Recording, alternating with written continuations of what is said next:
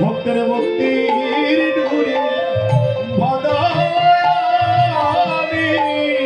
আমার ভক্ত যেমনি গোরা তাই গৌর হরি বল তেমনি গুরি ভক্তের ভক্তির দূরে বাদামি আমার ভক্ত যেমনি গুণা আমি তেমনি গুণী ভক্তের ভক্তির ডুরে বাধায় আমি। তেমনি গোরাই তেমনি গুরি ভক্তির দূরে বাদামি তেমনি গোরাই তেমনি গুরি ওরে ভক্তির দূরে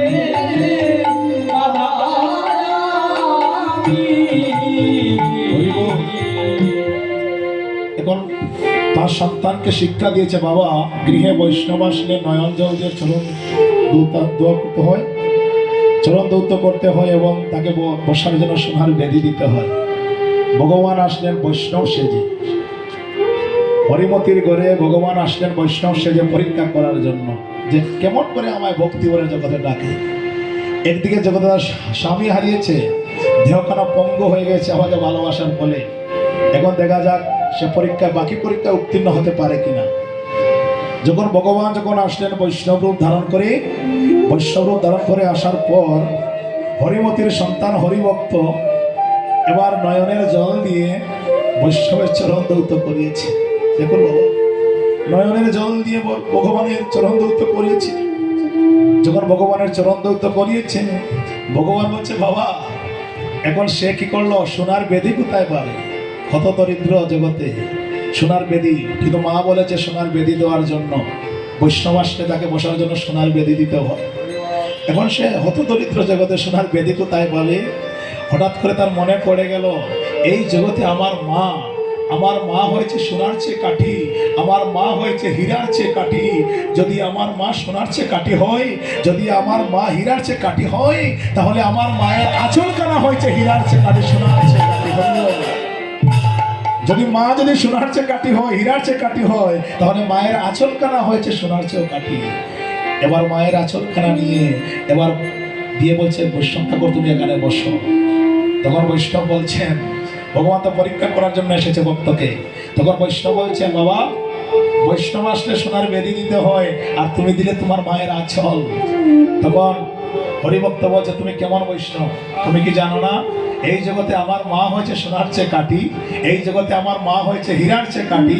যদি আমার মা সোনার চেয়ে কাঠি হয়, যদি আমার মা হীরার চেয়ে কাঠি হয়, তাহলে আমার মায়ের আঁচল কানা হয়েছে সোনার চেয়েও কাঠি। ভগবান মনে মনে ভাবছে বাবা আমি হেরে গেলাম ভক্তের কাছে, আমি ভক্তের কাছে হেরে যাচ্ছি। ঠিক আছে, এখন হরিমতি যখন দেখতে পেল তার গৃহে বৈষ্ণব আসছে, তার তো দেহখানা পঙ্গু হয়েছে বাবা।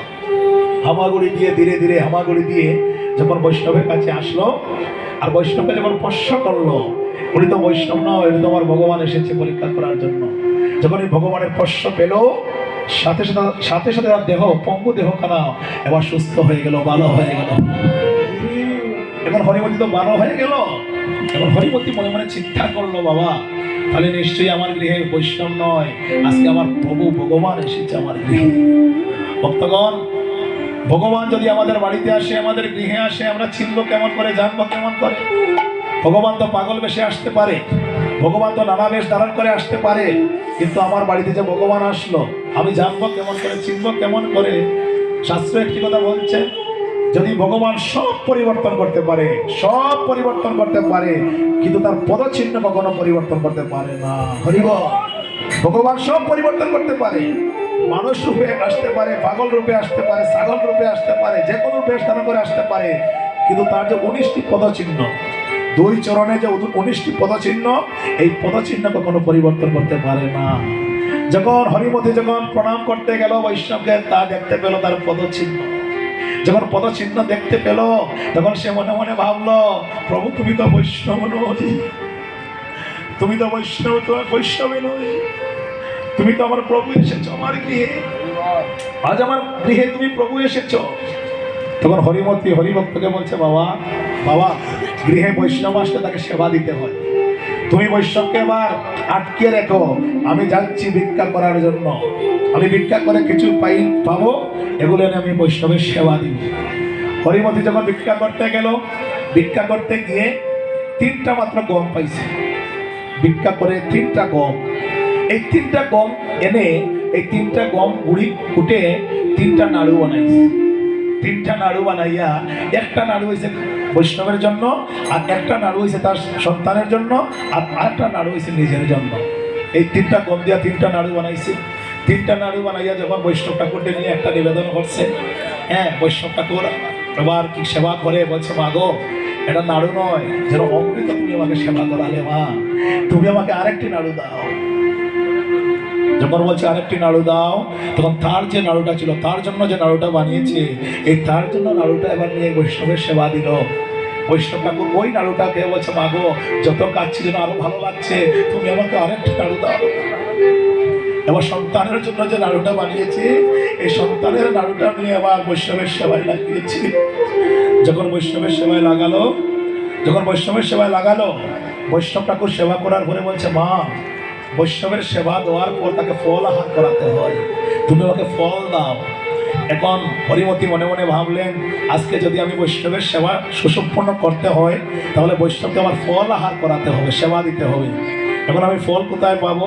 হরিমতি যখন ঘরের বাইর হলো ফল আনিবার জন্য, এখন যখন ঘরের বাইর হয়েছে, বাবা, প্রবল বৃষ্টি, ঝড় বৃষ্টি, বজ্র বৃষ্টি, ঘরের বাইর হওয়া আর সম্ভব হচ্ছে না। এখন হরিমতি মনে মনে ভাবছে, আমার মনে হয় আজকে বৈষ্ণব সেবা থেকে আমি বঞ্চিত হয়ে যাব। এটা হলো ভগবানের পরীক্ষা। দেখুন, যেন হরিমতি ঘরের বাইর হতে না পারে, এই প্রভুর ইচ্ছা। এমন করে প্রবল ঝড় বৃষ্টি আরম্ভ হয়েছে, যেন হরিমতি আর ঘরের বাইর হতে পারছে না ফল আনার জন্য। এবার মনে মনে কাঁদছে হরিমতি, নয়ন জলে কাঁদছে, আর মনে মনে ভাবছে, আমার মনে হয় বৈষ্ণব সেবা সুসম্পূর্ণ হলো না, ভগবানের সেবা মনে হয় সুসম্পূর্ণ হলো না। তখন হরিভক্তি তার মাকে জিজ্ঞাসা করছে, মা, তোমার নয়নে জল কেন, তুমি কাঁদছো কেন, তোমার কি হয়েছে? তখন হরিমতি বলছে, বাবা, আজকে আমাদের গৃহে যে বৈষ্ণব ঠাকুর এসেছেন, বৈষ্ণব ঠাকুর সেবা করে এখন ফল আহার করতে চেয়েছে, আমি ফল দিব কোথায় থেকে? ঘরের বাইরে হতে পারছি না, আমি ফল পাবো কোথায়?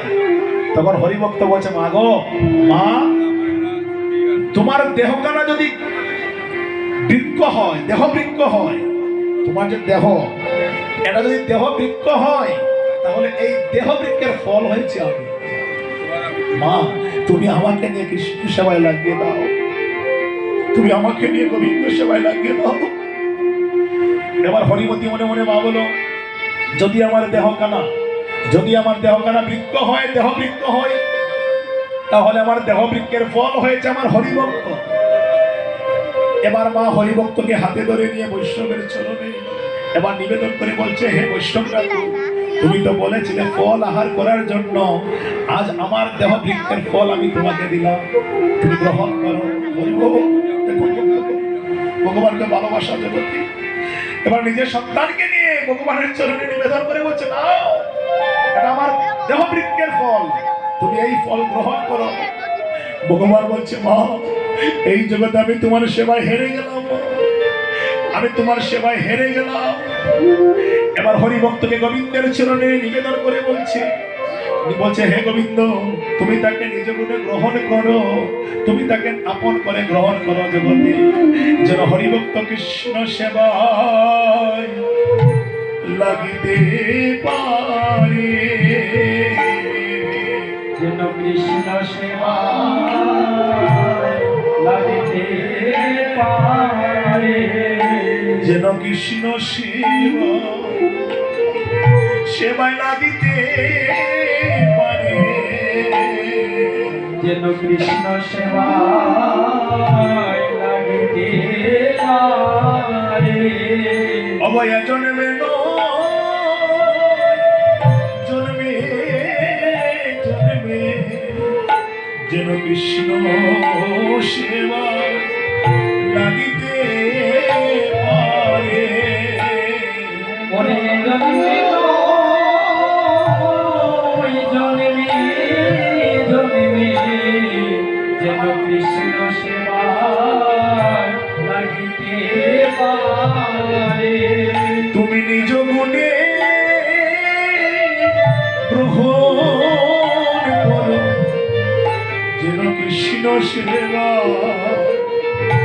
কৃপায় লাগিতে পারে। তুমি জলে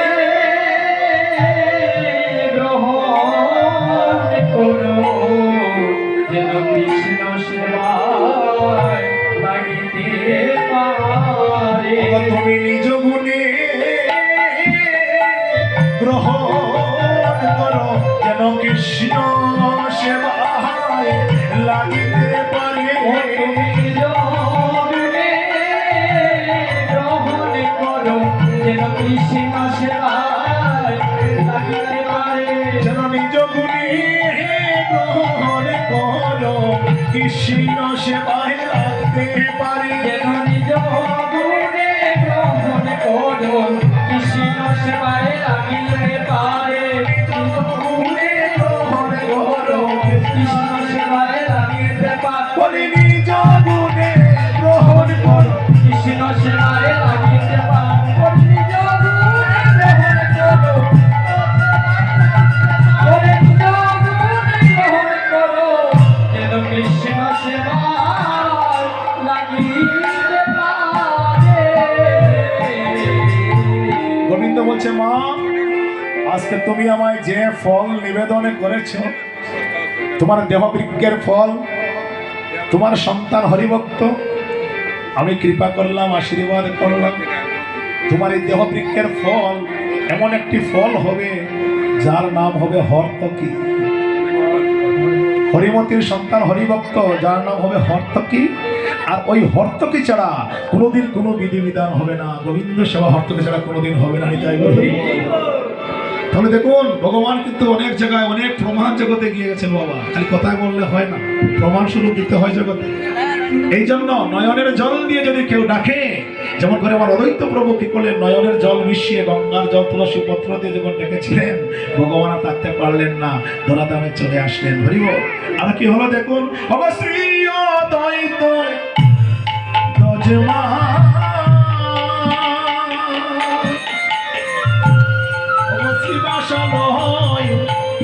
যজ্ঞস্থা ওরে প্রিয় দৈত যোজমান, ওরে শিবাসাদি শিবাশালয় বস্তা হরে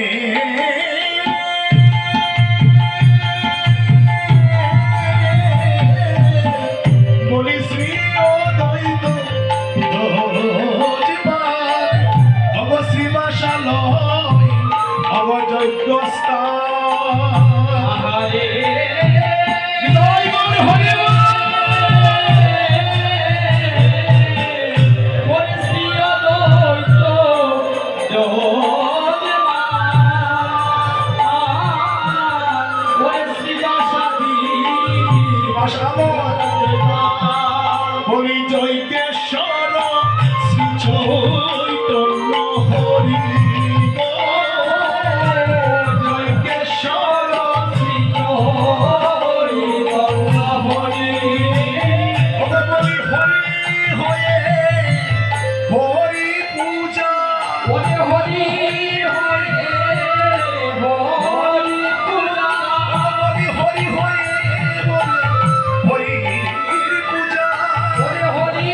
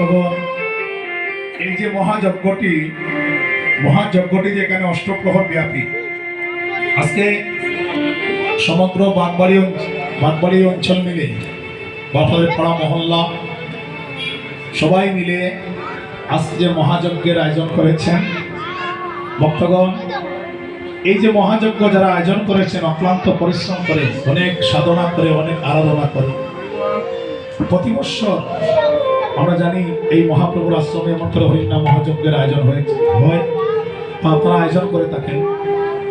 তো এই মহাযজ্ঞ আয়োজন করতে হলে যে কত পরিশ্রম করতে হয়, অর্থ ব্যয় করতে হয়, এটা কেন, যদি আমি বলি এই আয়োজনটা আপনারা কেন করেছেন বা কি কারণে আপনারা করেন বা আমরা কেন করি, ভক্তগণ সবার একটি মাত্র উদ্দেশ্য, সবার একটা উদ্দেশ্য হলো জগতের মঙ্গল, জীবের মঙ্গল, আপনার মঙ্গল, আমার মঙ্গল। আর এই মঙ্গলটুকু কেমন করে হরিনাম যজ্ঞে পাওয়া যায়? ঠাকুরানী সীতা অদ্বৈত প্রভুকে বলেছিলেন, প্রভু কলির জীব কিন্তু এই জগতে কৃষ্ণ নাম নেবে না। কলির জীব ভরাকান্ত হৃদয়, পাপে পরিপূর্ণ দেহ, ভজন নাই, সাধন নাই।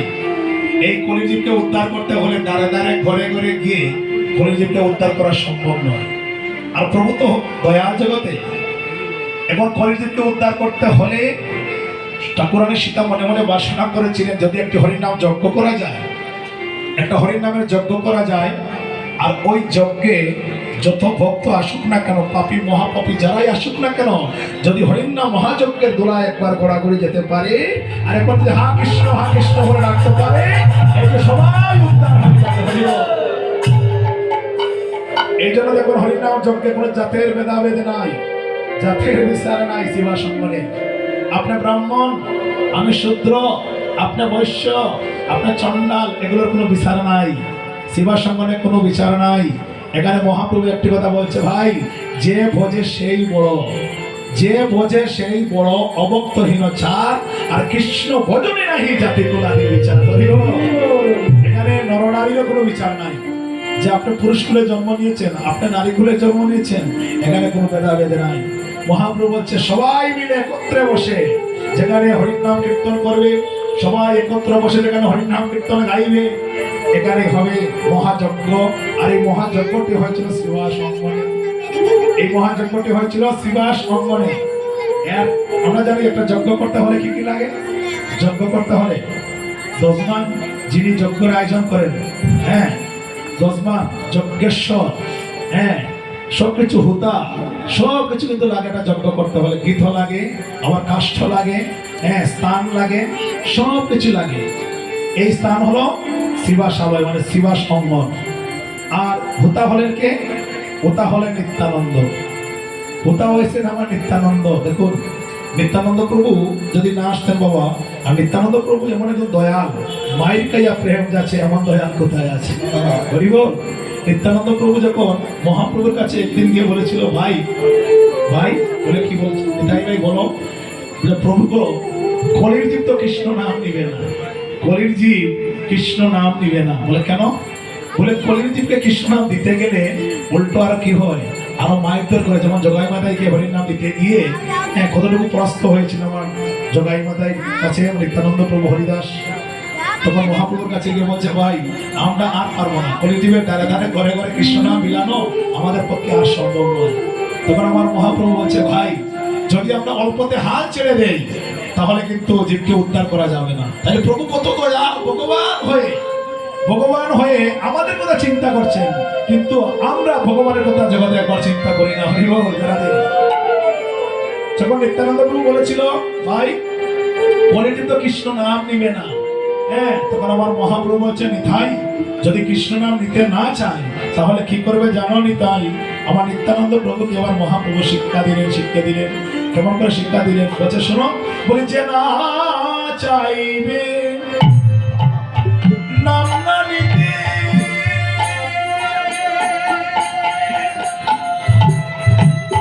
আগে তারও ধরবে হাতে,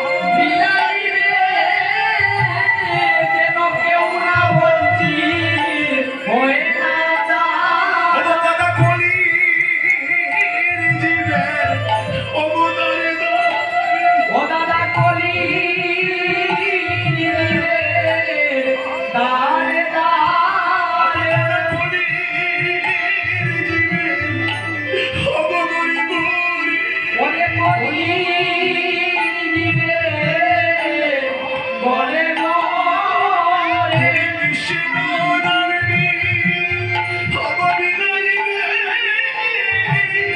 কলির দেবী নারী দারি কৃষ্ণ নামটি ঘরে বিলাইবে তুমি কলি দিবে দার দার যেন কেউ না বঞ্চি হই দাদা যেন কেউ না বঞ্চে হয়ে দাদা যেন কেউ না বঞ্চি হই দাদা যেন কেউ না বঞ্চিয়ে হয়ে গোদা হাতে দড়ি পাইব কেউ না বঞ্চিত হয় না দাদা হাতে ধরে পায়ে ধরে কেউ না বঞ্চিত হয় না ওরে হাতে ধরে পায়ে ধরে কেউ না বঞ্চিত হয় না দাদা হাতে ধরে পায়ে ধরে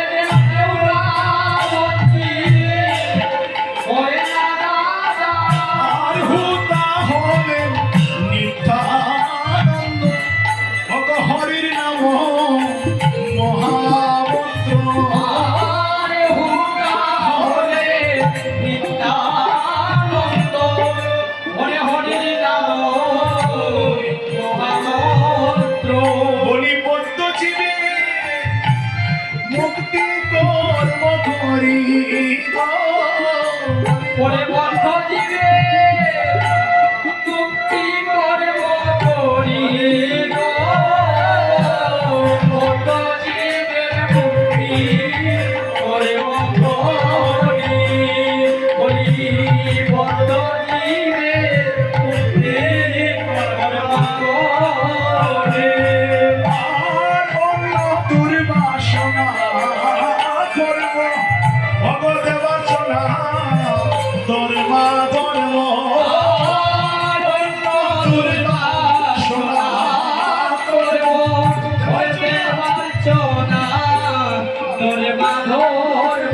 পরিমৎস হইল ইন্দ্রা দিশ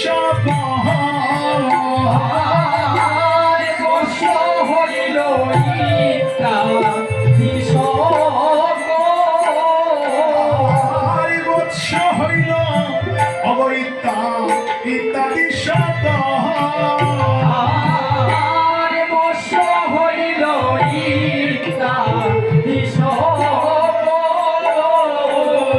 আর দাস বৃন্দাবনে কহে এবার বিতরিলা দেশে দেশে